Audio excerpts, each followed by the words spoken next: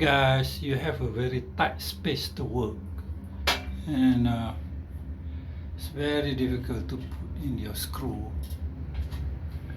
and even your screwdriver cannot fit properly, so I cannot screw a lot of places, and have to be selective where I can screw.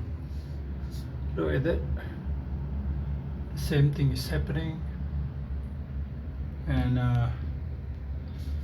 you have to try very hard and use all your knowledge and experience to screw those things, and then secure your malaria netting here.